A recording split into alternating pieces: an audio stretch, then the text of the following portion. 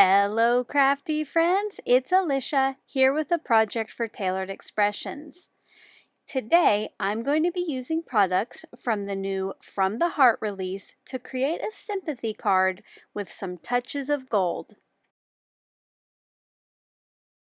Today, I will be using the brand new The Thing with Feathers stamp set, along with the UR stamp set with coordinating dies.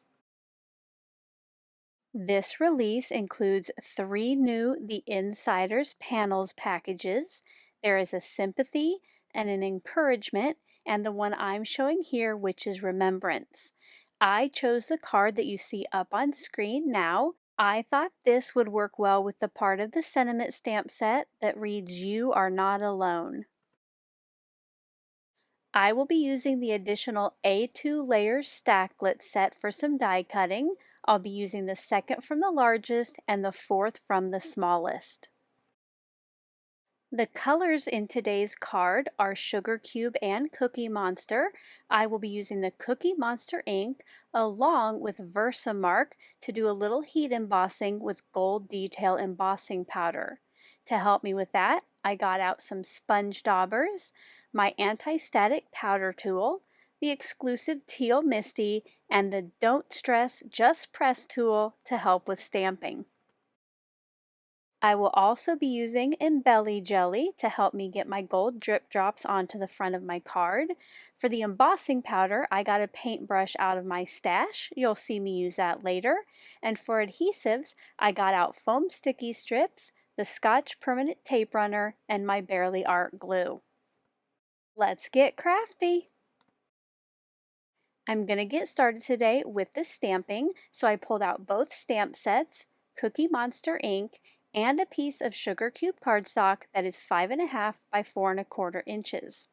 Because the stamps will hang off a few edges on this, I put a little adhesive on the back, de-tacked it with my fingers, and then put it in place using that pre-printed grid.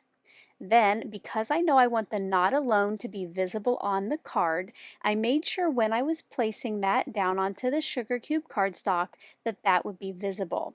Once I had that in place, I picked out the feather that I wanted to use and put that on the left side. Now I was going to go ahead and just ink this up and stamp it onto the cardstock, but I decided to do a little test run on the mat itself. So that's one of the great things about these paper pieces is you can just stamp on there to see how it's going to look. I thought that the alignment and the placement looked pretty good, but I did bring in the UR die just to make sure that was going to fit on the card front and look nice. And I thought it would, so I went ahead and put my piece of Sugar Cube back in place and inked it up and stamped it.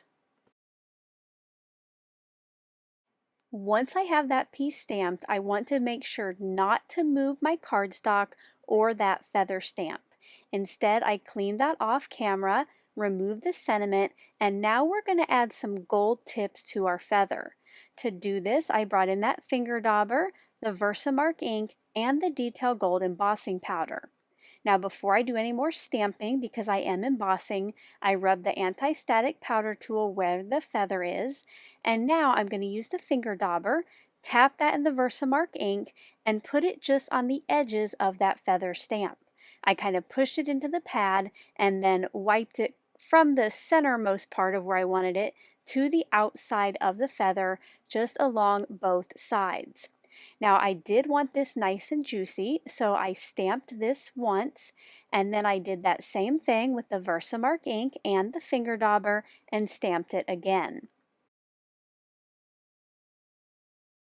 Once that was stamped, I poured on the gold detail embossing powder, catching the excess in the anti-static funnel tray so I could put it back in the jar easier when I was finished. Once I had the powder on there, I brought in that brush that I showed you earlier and I wiped away some of the powder. I thought there was a little too much on each side and it was almost in a straight line, so I wanted to make it more natural by kind of zigzagging the brush, wiping the powder away. Now if you do find you've wiped too much away, you can always pour some powder back on. When I thought that I had good coverage, I brought in my heat tool and I heat set that powder. I just love how the tips of this feather are accented in gold. Speaking of gold accents, I have a little bit more stamping and heat embossing to do. This time I'm using both stamps from the UR stamp set and putting them onto a piece of sugar cube cardstock that's 4 1/4 by 5 1/2. Since none of the stamps need to hang off the edges, I placed that piece in the lower right-hand corner of my MISTI, and once I had both stamps in place, I picked them up with the door of my MISTI and then prepped that piece of cardstock with the anti-static powder tool.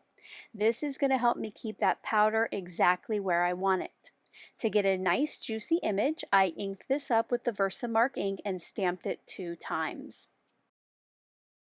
Even though you can't see what I just stamped, when I pour the powder on it, it starts to appear on the cardstock. I poured on the powder and tapped off the excess over the tray once again. There were a few places that I missed the first time, so I added powder to those and then brought in the heat tool and set that powder. I always love the shine when I have embossed something. Now it's time to do a little die cutting. I brought in the coordinating dies for the UR sentiment set, and using the second from the largest die from the additional A2 layer stacklet set, I'm going to cut the piece with the feather. The largest die from the UR set does cut out each of the stamped words individually. Because I only need the not and alone for my card today, I saved the rest for future cards. The main parts of the card are ready, so we can start putting it together. I added tape runner to the back of the feather piece and placed that on the front center of the Cookie Monster card base. Now to add a little dimension on the card, I want to pop up the sentiments. So for this, I brought in some foam sticky strips, which will be hidden behind the not and alone, and it's also skinny enough to put it behind the UR. So I took some time and cut the pieces for the 2 small words, and then for UR. If you take off the backer, it is very easy to make the foam strips flexible. So I took a piece that was already cut and I took off that back and I started placing it along the back of my die cut words. Now if you get to a place that's a curve, I would suggest going ahead and cutting and restarting just to make it a little easier to get around those. I filled pretty much the back of the UR and then it was time to get these onto the card front. I did my best to place the not and alone right over where it was stamped on the card, and then I got the UR placed above that, overlapping the feather on the left. Now, if you do not want to fuss with the foam strips, you could always cut just sugar cube cardstock copies of the UR and the Not Alone dies and layer it beneath those. That would still give you a little added dimension on your card front. Have you been wondering yet how I'm going to use that vertical insider with a landscape or horizontal card? Well, to do this, I'm going to cut it down a little bit. I found that the 4th from smallest die from the additional A2 layer stacklet set fits very nicely around the pre-printed portion of the insider. So I took that off screen and now I have a nice card that fits on the inside. I don't know about you, but it's easy for me to write messages on the inside of cards that are for happy occasions, but when it comes to something like sympathy or an illness, I have a hard time deciding what to write. So with this card, it gets my feelings and still leaves me a little bit at the bottom to sign my name. Let me know in the comment section below if you also have a difficult time with the difficult occasion cards. To finish off the card, I wanted to add a little shine to the front, so I brought in gold drip drops, embelly jelly, and my Barely Art glue. I put 5 dots of glue going from the upper left to the bottom right of my card front. I gave those just a little bit of time to get tacky, and then I picked up the drip drops from the tray with the embelly jelly. I let that dry for about 5 minutes, and here are some close-up looks at the finished card. Thank you so much for taking the time to watch today's video. If you enjoyed the process, a thumbs up is appreciated. And if you're not already a subscriber, we do hope you'll click on the button below so you're the first to know about our latest videos. To find out more about the products I used today, you can check out the links in the description box below or visit the Tailored Expressions online store at tailoredexpressions.com.